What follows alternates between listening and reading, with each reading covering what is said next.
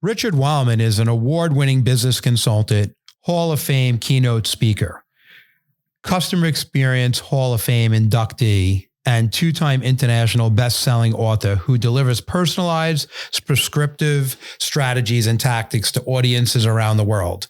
He joins the show today to talk all about his experiences in client acquisition and how to keep those clients for life, and hopefully provide some tips for our audience. I'm Paul Blanco, and this is Small Steps, Big Wins.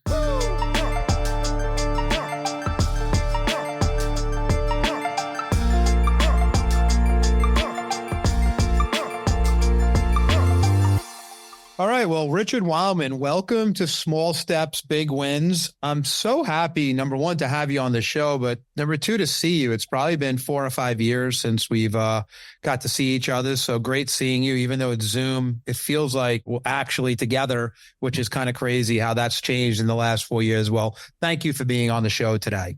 Well, thank you, Paul. It's a blessing to be with you, and I'm grateful for the invitation. Good to see you as well.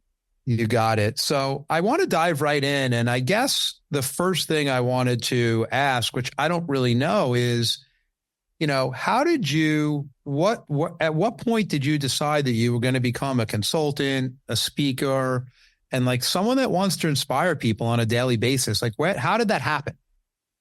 Well, I'll give you the short version.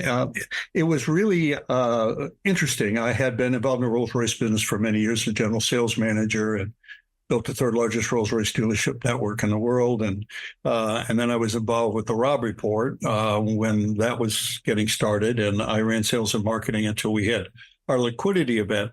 And at that point, I was pretty much done. I had ordered a new boat. I was, shall we say, pretty much going to sit back a bit. I'll leave it at that. And but I got thinking about it, and I'm a man of faith, so I was praying about it. And I said, well, what should I be doing? And I felt like you ought to at least speak. And I had a file cabinet, literally 4-drawer, the old style stuff, not the computer style, 4-drawer file cabinet of notes from doing 3 sales meetings a week in all these businesses. So, I mean, when I tell you I had a lot of content, I didn't know I had a lot of content until I opened the door. I was like, oh my God, how am I going to even sort this stuff out? So I spoke for an individual in the life insurance industry, actually, a guy named Mark Pereiro. And then one thing led to another. And a guy named Paul Shevlin, that many people in the industry know. I spoke at his agency, and he called me and said, I want you to speak at the lamp meeting. I said, I don't know anything about selling lamps. My boat's almost done. I'm out of the country for the rest. And he said, no, life agency management program. I had no idea what it was. So it was in San Diego. So I thought, well, so I flew out and I spoke, and I had, about 22, if I recall correctly, 22 individuals like yourself or CEOs or president came up to me and said, we want you to speak at our firm. So I was like, okay, well, I'll do this for 6 months. And here we are 30 years later. And so that's sort of what put me on. So it wasn't like I said, you know what, I think I'm going to be a consultant and a speaker. I think it'll be a great idea. It just sort of happened. I just call it somewhat of a miracle of the good Lord. I mean, I had no intent. It's funny. I'm grateful that I've had the privilege. Well, 2 quick stories that I don't think you know. So I believe I met you. Well, I didn't meet you. I did your video program, your first program, the target marketing one. Right. In 1992. And then I saw you speak and you talked about for 30 straight years, I've been receiving the Robb's Report, and it's one of my favorite magazines. Interestingly enough, that was from you. But I want to tell the quick story. So, I came to the business in 91 as an advisor, and I wanted to go into leadership. And the CEO or the GA of a very small firm asked me a great question. He said, where do you see yourself in 5 years? I said, how did you get to that seat? And he said, 2 years. I said, I want to do the same thing. So I get invited to the regional vice president's training program to ultimately become a CEO/GA. So I'm super juiced up, right? I'm only in the business a year. I go there. We walk into the room. He says hello, and he says, okay, here's this workbook, and you're going to watch these videotapes, which I'm dating us, right? And he leaves, and it was all your whole program on target marketing. But let me tell you what happened. From that program, I ended up doing mail 3-piece mailers to our book of business, that I had given to me. I ended up doing 1,000 letters to a target audience, which was teachers. I ended up going into another market, which was newlyweds. And I went from being an advisor that was getting maybe 3 to 5 meetings a week to 15 to 25 a week due to your program. And then I ended up coining a phrase in the industry, a marketing firm that does financial planning. And it all truly started from going to that thing that I was reluctant to do. And so I thank you for that. Well, thank you. I of course, didn't know that story, and I'm grateful to hear it. And the most important thing is that, of course, that was on videotape in those days. Now it's all on. The important thing is that you heard the message and you implemented the message. And that's what keeps me going. Is when I hear a story like this, or I speak at a conference and somebody come up and say, I needed to hear that, or that really helped me to codify what I want to do. To me, that is, it's a real sense of purpose and making a passionate difference. So thank you for that story, Paul. No, it's great. Glad it worked out for you, brother. No, thank you. And it's definitely worked out and it's been great. So when I think about the story and I think about you, when we think about business, it's interesting. You talked about basically checking out when you made that sale and with Rolls-Royce and the Robs report.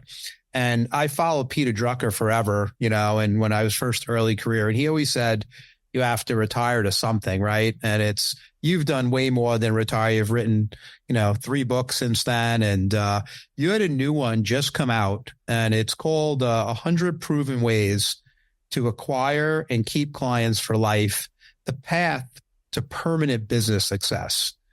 Why don't you talk about the latest and why you wrote it and give us some of the background of it? Okay, great. Thank you for that. When I really began to have a bit of an epiphany, we're a research-based consulting firm, you know that now, and we have coaches and all of that stuff. And we do a lot of work in a lot of different sectors I work with NFL teams now, fast food, restaurants, all different types of real estate, to really help people to elevate their business performance. And that's what really, I guess, motivates me, if you will. But with that said, I began to realize in about 2019 and 20, when we were doing interviews for people about service levels for various companies, we did it for a major bank. Let's find out how they feel about our service. But people never talked about that. They always said, well, let me tell you what my experience is. Let me tell you what my experience is. And I began to realize, wait a minute, service is a minimum expectation now. What people really want is a different experience, and that's somewhat the glue that helps them to feel like they're in the right place and that they have a relationship with this firm or this, we'll say in your case, the advisor. So then I began to interview people, and I would say, if I wanted to receive your business, if I wanted to acquire you as a client, what kind of an experience would you like to have? And they began to tell me, and I started writing them down. Well, of course, we went through the pandemic, and of course, then all of this idea of, shall we say, experience and connection really came to a higher level of importance to people because it was kind of how they kept their sanity. So that was the backdrop. And so I didn't want to write this. Let's just say I failed English in high school and went in extra. Me too. So, we have another commonality. Yes. So, and when I write, it's usually longhand. In any case, I really argued in my mind about it, argued with the Lord. I was not going to write another book.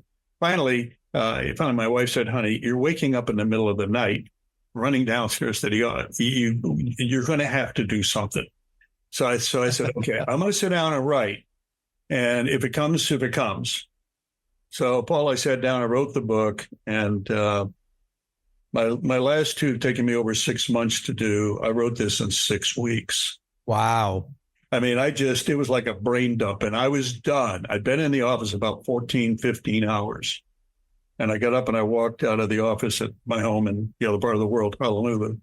And my wife looked at me and she said, oh my God, you're done, aren't you? And I said, yep, I'm done. She said, how many tips did you do? I said, I have no idea. She said, can I go count them with that? Or do you want to count them yourself? I said, no, of course you can go count them. And she was gone a bit. And then she came out and she was crying. And I said, what is it? She said, well, I counted them twice.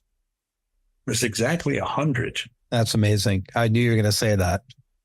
It was just, and it kind of gave me goosebumps. It was like, And, there's just not another one to write. So, and the whole book is predicated on the fact that people today want an elevated experience. But what does that mean? I mean, these words get tossed around by marketers and gurus. What does it mean? So I ask people, when you talk about an elevated experience, what does it mean? Well, I want somebody to personalize and humanize the experience I have. Well, what does that mean? And there's 4 things people are looking for today, Paul. I mean, to me, let's set this aside. Competency. Okay, if you're carrying a business card and says you're a plumber, I'm believing you, until you don't get my pipes working. So we're going to put competency over here. The 4 things they're looking for relationally is, number 1, they're looking for someone to be kind. Just to be kind. Don't be harsh, just be kind. Secondly, somebody that is thoughtful. They'll go the extra mile, do the extra thing, make a difference. Caring, care enough to find out what I really want, as opposed to you assuming what I need. Or what they want to sell you, right? Thank you. Exactly right. And so they want what? They want kindness, thoughtfulness, caring, and 4th is empathy. And no longer anybody's in a particular business or profession, let's tell the truth, we sometimes see the solution before they even know they have a problem. Having said that, however, nearly everyone, regardless of what you do, if you go to a hairdresser, if you go to a dentist, you go to a financial advisor, the truth of the matter is that they feel their situation is different or unique, and they'll often say that. Well, say, well, Paul, thanks for meeting with me. And let me tell you, my situation is different than most. Well, you may have heard the same situation 150 times, but to them, it's their story. Different. And that empathy motivates people. Covey talked about this briefly, and when I'm not going to give you the exact quote, but it was basically that when you demonstrate deep empathy for people, the defensiveness goes down and they're open to creative solutions. Well, there it is. And now that's what he said. But when I started interviewing people, and I'm not talking about 100 people here, we did over 6,000 people.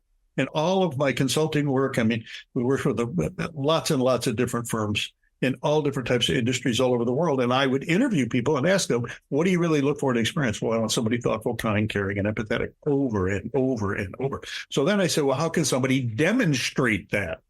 They said, yeah, a lot of people say they're empathetic, but they're really not empathetic. And they say they're kind of careful, but they're not really kind of careful.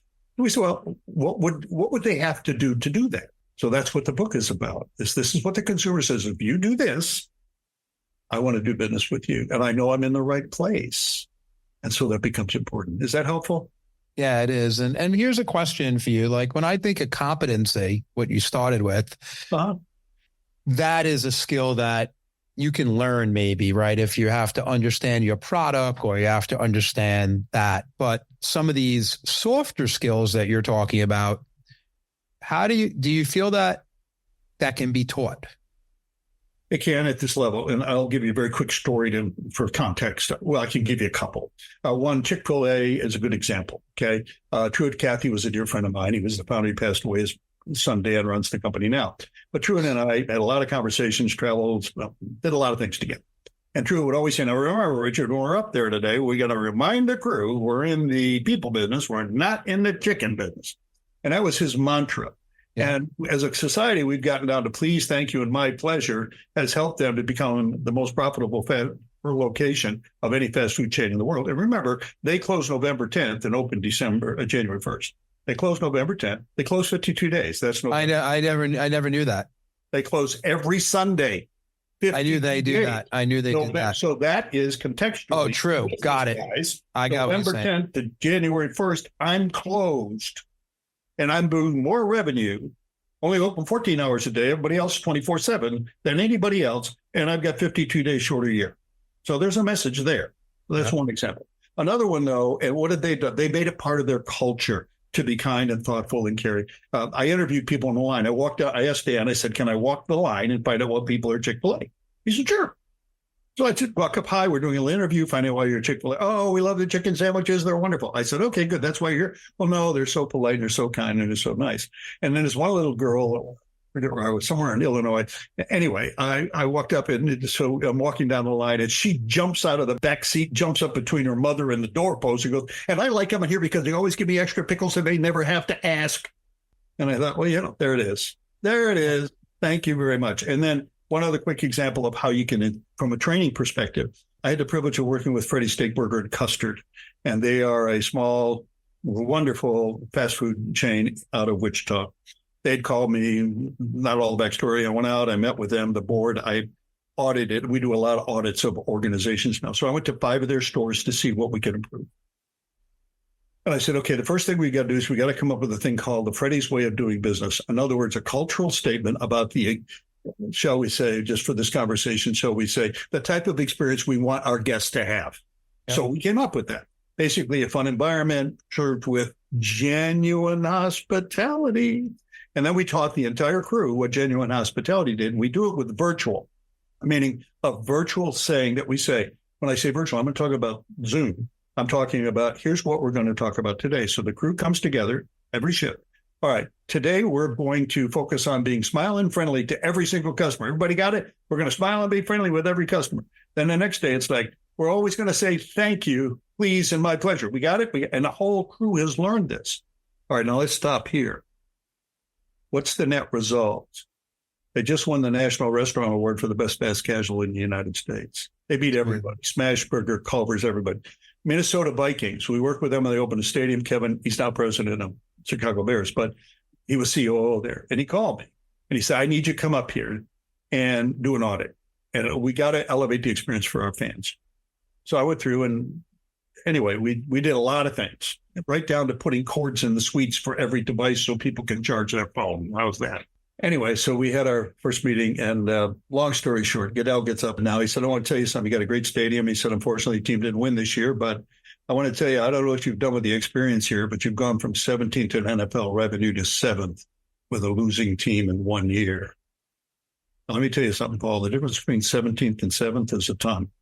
But here's the fundamental. We taught everybody, including people that were recruiting. And they said, can we train? The exact question you asked, can we train people? I said, yes. There's one thing you can't train. You can't train nice. Hire nice people, hire attitude and effort. We can get them there. But if they're not nice people, yeah, you're done. You can't get there from here because you can train anything, but you can't train nice. So it's a long answer to your question, but I think contextually, it helps us to recognize in the recruiting world, let's say that the reality is if you hire people that are nice, they're going to be amenable to that which it is that you want to accomplish. The other thing, it applies to clients too. Too many advisors have, and too many people have customers that are not nice. Ask yourself, is that the business you want to be in with people that aren't nice? I hope that's it's interesting and to hear that. And as you're speaking, I'm thinking about, I love to go out to eat, and I'm thinking of 2 restaurants locally where I live. One of them that I go there, and every time we leave, we say, it's amazing. Every single person treats us like we're the most special person we can find. And it blows me away. And now the food's actually really good and the atmosphere is good too. So, but the niceness and the way they treat you is incredible, right? Then I go to this other one that has amazing food, and they basically, it's almost like you're doing them a favor to be there. And I go to that only once in a blue moon now because the food's good. So once in a while I'm craving it, I show up. But if the food goes a little down, I probably wouldn't go again. And you're right, it's such table stakes today. And I don't think businesses understand that. You're exactly right. And just a very quick codification of that. You may have heard of Catch. It's in New York. It's a fabulous. Yep, sure. Catch steak, Catch Italian. Yeah, exactly. Well, they just opened in Miami this last weekend. I had the privilege of being there on, what day was it? Sunday. Yeah. All right. Now the GM, Carl came, we had a nice conversation, and I said it's just amazing. They brought that entire culture to the Miami scene. It's gonna be amazing. So I just said, so the experience is remarkable.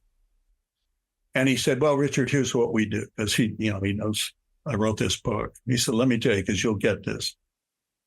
He said, our mantra is, as owners and as GMs, to take care of the staff. And if we take care of the staff, they'll take care of the guest. And then the guest will take care of the bills. Yep. It's simple, but it's so clear. And the work I've done with Ritz-Carlton and Four Seasons around the globe, We have daily rituals, we call them virtual rituals, where you come together. Same thing we do at Freddy's. Today, we're going to smile and greet everybody. Good morning, good afternoon, good evening. Next day, it's a different topic, and the daily manager brings it up. And it's been a game changer. They do the exact same thing at Catch. She said, Richard, when you told me about that a couple of years ago, we started doing that in New York, where the staff would get together and say, okay, tonight we're going to smile. We're going to greet everybody and say good evening. Hope you're having a lovely evening. The next day we would say something different, but now this is the point, to reinforce that we're there for the people, not just for the profitability of it. Yeah, it's amazing. And I'm thinking it's so funny when I was telling you earlier about your target marketing program. Yeah. The one thing that I learned from you that I've taken into my own business is that you lay things out for execution very simply. And I remember it was just a calendar. You just put target letter every 5 days and you write it on the calendar. You're kind of doing the same thing today with this service in this new book. So it's pretty amazing. I have a big question though. So I grew up like you, and when you were in the business world, it was all face to face. You know, right. The pandemic hit in 2020, and we were at Barnum. We were probably 10% of our meetings were done either phone or virtual. Prior to the pandemic, 90% face to face. It's totally went the other way, where now it's probably even more, 95% of it's virtual all over the country, and only 5% face to face. So when you think of client interaction, and obviously the 4 things that you talked about, you could still apply virtual, but is there a different way that you're teaching that businesses that are virtual versus people coming in like retail? It's a complete change in both settings. Now, virtual is incredibly effective in virtual because it is a dynamic shift to where the consumer is. So just, if I may give you just a very quick illustration. No, go for it, please. So number one, do the research on your prospect. Okay. That is critically important. I just have a situation with them. Anyway, very large bank, the CEO, I mean, long story short, for a couple of years, we've been trying to get together, his schedule, my schedule. So finally we get on, and I said, by the way, did you go to North Texas? I had looked it up. He said, yeah. I said, isn't that where they do the claw? He said, yeah, we do the claw there. He said, get your thumb up, get your thumb a little higher, a little higher. That's about, he said, hold on a minute. Holly, my wife was a top cheerleader. Holly, come here, this is Richard Weylman. Show him how to do it. So she's down here showing me how to do the claw. All right. So finally she said, Richard, you got it perfect. Next time I see you, make sure you do it right. I said, thank you, Holly. He said, now where were we? I said, well, we were talking about a branding project. He said, let's just go ahead and get it on a calendar. We need to be working. So that's step one, understand who it is that with whom you are engaging. But the second and most important thing, the critical piece today in business, I do a presentation on this called How to Move a Prospect's Business to You. I just did it for LPL and several other large orgs. Here's what's missing. Most of us don't realize what has shifted. And this dawned on me when I was writing. I thought, why are people on Instagram? Why are they on TikTok? Now, if you listen to the gurus, they give you all kinds of, but that's not why people are there. People are on there because they want to tell their story. Let me show you where we went for dinner. Let me tell you what we did. Let me tell you about this story. Let me tell you about this story. People want to tell their story. The challenge is most salespeople aren't interested in your story. They're only interested in getting their story out. So we began to work on this in all of our consulting and my speaking and coaching, all that stuff. And what's changed is when you're doing virtual, just like I did with him, the claw, okay, the point is just by asking a simple question, which is, Paul, I'm so glad we're able to come together today. And I'll put it in the financial perspective, if that's okay with you, given your huge organization and the wonderful teams that you have. I'm so delighted we had the opportunity to come together today, Paul. And as I told you in my email, my focus is on helping people get their financial life in balance. But before we get to all of that, I'm just curious. How long have you lived in Paducah, Kentucky? Or I'm curious, how long have you had your own welding company? I mean, that's remarkable to be able in this environment. Or, how, you mentioned that you're retired and you want to take, how many grandkids do you have, if you don't mind me asking? And here comes the story. Yep. And you get 30 minutes of story. And by the time they're done with the story, you know what? And we not only focus group this, we've coached hundreds of people on this. And I get emails from people every time I speak on it. They're like, unbelievable, Richard. They tell their story and they say, so now how can we work together? Because finally they found somebody that wants to hear from them. Thank you. And it's all about them. And so we tested this in focus groups. You know what people say? I feel like I'm in the right place with somebody that cares about me. Well, what's that worth? I mean, seriously? So that's the key to the change when you're in a virtual situation. We tend to want to jump right to it. Okay, as I was saying, when I sent you that email, we're in the retirement space business, and we can help you get your 401k in a position where it can really make a difference. And most importantly, we got a rollover double down feature. We can put it in the annuity program, give you a payout. It's going to be fantastic, and you're going to really love this. So what do you think? That's another thing. People are fed up with that question. What do you think? We ask people, why don't you buy when you get I hate that question. Yeah. You know the number one reason they don't buy? The number one. Advisors never tell me what the next step is. They'll say, so what do you think? So do you think we should move ahead? Or, well, Martha, you two need to talk about this. What are your thoughts? No. Yeah, you could give a yes or a no. Yeah, I'll give you a word. I'll give you their word. I can't even tell you. I mean, this came up so many times. I was like, does people know I'm going to be calling them? They're going to use this exact phrase.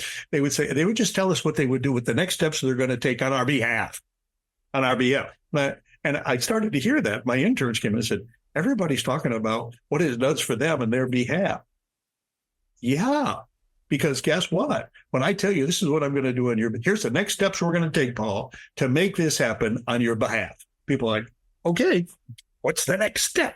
And another thing, people love to call and say, Hey, Paul, Richard Weylman, just calling to follow up with you. What is that? People ask me, people I interviewed, and they would say, why did they do that? They send an email. I'm just following up. I mean, if I'd made a decision, Paul, I would have called you. Don't do that. Don't call people to follow up. You call people and say, hey, Paul, Richard Weylman, I've been thinking about the fact we sat down and talked about your 401k. I've identified 2 or 3 additional steps we could take to make this work for you. Let's get back together and have a conversation. People want to go forward. You can't get married. You can't lose weight. You can't even do a podcast unless you have steps. Yes. So give people steps. Don't be fun. And don't be sending people emails with, feel free to call. Oh, how magnanimous of you. That's good. I have a cell phone. I pay the bill. I can call you. Why don't you say feel welcome to call and be a little more gracious? That doesn't cost anything, but the impact's much higher.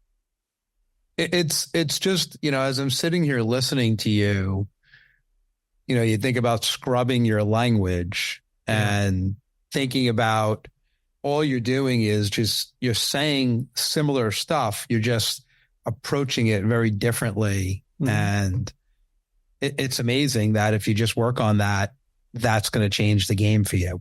Totally. I mean, instead of saying, does that make sense? Are you smart enough to keep up? I'm a real wicked smart guy here. I don't know. Are you able to keep up with this? I know this is complicated. I had a guy that we're coaching in the warehouse, and he said, yeah, I told these people it's complicated. I said, then what did you say? I said, I told them it's complicated, probably hard for them to understand. I said, yeah, great. That was a great insult. Let me tell you something. Dude. Number one, don't be condescending. And number two, if it's complicated, your job, hate to bring this up, your job is to make it simple so they can play it. And he was like, oh, I never thought of that. And you're like, oh, my Lord. But anyhow, I digress. Well, it's interesting. And we can go on, but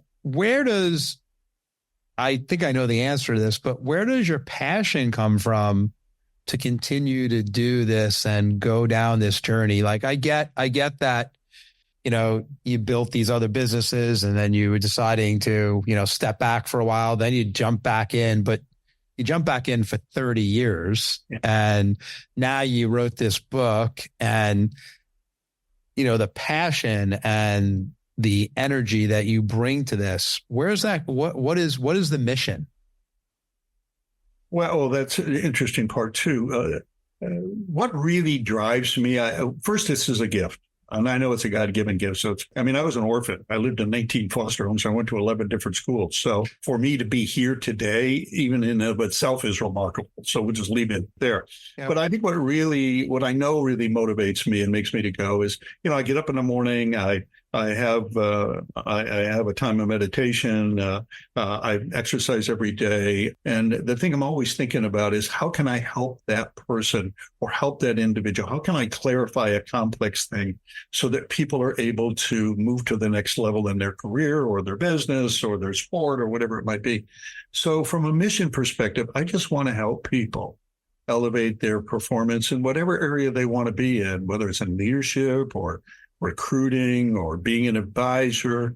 And that's what is, I think about it all the time. I see something and I say, okay, now how can we use that to help an individual be better at business? Or how can I help them to be a better mother or father or dad or whatever the case, husband, so wife. So all of these things, that's just how my brain works today. Maybe it's because of 30 years of thinking like, and from a standpoint of passion, well, I have lots of people that I have the privilege of working with all over the world. And I say, I just want you to win. I just, I had a great mentor. He was in the Rolls-Royce business. His name was Howard Van Bortle, passed away a few years ago. Now, unusual guy. The name of the dealership was Palmyra Motors, but the tagline was the home of the shady deal, because it was under a big shade tree. And he had Chevy Olds, Chrysler, Plymouth, Winnebago, Vespa mopeds, and a Rolls Royce. And he called me and he said, you're running the Rolls Royce. And we built the third largest network in the world. But the point was, Howard always said to me, he said, just remember, it's never about the Rolls Royce and it's never about the car. It's always about the people. Yeah. And that's exactly what life is all about. So those are the things that drive me. If I sent out a performance tip every couple of weeks. I sent out one today. And I saw it this morning. Yeah, I must have got 40, almost immediately, 45 or 50 emails back. Ding. Well, okay, now I'm motivated to write another one. I just want to help you. That's all. That's great. I'm not trying to be magnanimous or some kind of it's amazing hero. It's just I've been very blessed, and I just won't pay it back. That's all. And that's awesome. So I guess the last question I have for you is, what's next for Richard Weylman? I'm just going to keep doing what I'm doing until the good Lord tells me not to, I guess is where I am. The book has done extraordinarily well. It's just been selected as the lead book for the London and Frankfurt book fairs. So that'll be a big deal because that's where everybody comes for. The libraries come to London and they buy for the libraries. And then Frankfurt is all the other countries come and buy the sub-licenses. So that's exciting. But in terms of what's next, I just want to keep doing what I'm doing, keep my health. I've been very blessed. And is there another book? I hope not, but I never know.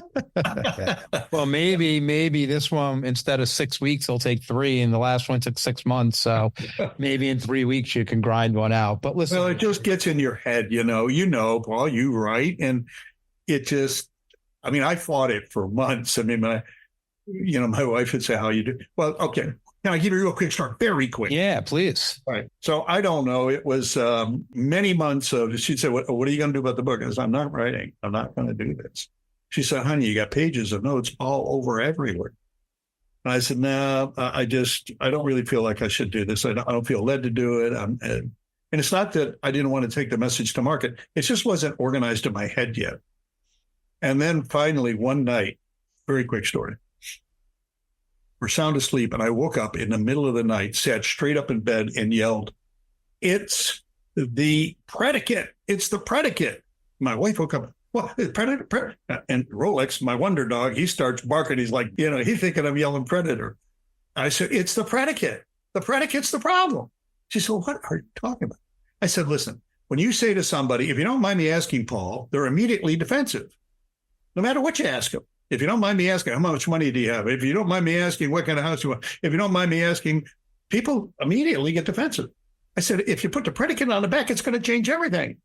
How much money do you want to invest, Paul? If you don't mind me asking. She's like, honey, now you have to write. Yeah. We just can't be doing this all the time. So the next morning I got up and said, okay, we're going to try this. And we'll see. 6 weeks later, but it was like a flood. It's amazing. When I tell you like a flood, Paul, I would sit, my dog Rolex would sit outside the office door. And after an hour or two, he was like, okay, enough, Dad. He'd start barking, let me in. So that's how it all came about. So, well, Richard, thank you. And when I think of you And this last book, the impact you're making on so many people, I can't thank you enough for that. And, I could tell you that I took a lot of small steps in the beginning with your stuff, and it gave me big wins, and it helped spearhead my career in becoming a marketing firm that does financial planning. So thank you for everything you've done for me and for all the people out there. And I hope to have you back in a few years on the show and to share more with everybody else. If you're a financial advisor or an entrepreneur, go get the book, 100 Proven Ways to Acquire and Keep Clients for Life, The Path to Permanent Business Success, from Richard. And thanks again for being on the show today, Richard. Thank you, Paul. It's been a real blessing to be with you. Great to see you again. You got it. Thank you for listening to Small Steps, Big Wins. Please rate, review, and subscribe on Apple Podcasts, Spotify, or wherever you listen to your podcasts. All opinions expressed by the program participants are solely their current opinions and do not reflect the opinions their respective parent companies or affiliates or the companies with which the program participants are affiliated. Investments or strategies mentioned in this program may not be suitable for you, and you should make your own independent decision regarding them. This material does not take into account your particular investment objectives, financial situation, or needs, and is not intended as recommendations appropriate for you. You should strongly consider seeking advice from your own investment advisor. Securities and investment advisory services offered through qualified registered representatives of MML Investor Services, LLC. Member SIPC, 6 Corporate Drive, Shelton, Connecticut, 06484, telephone number 203-513-6000.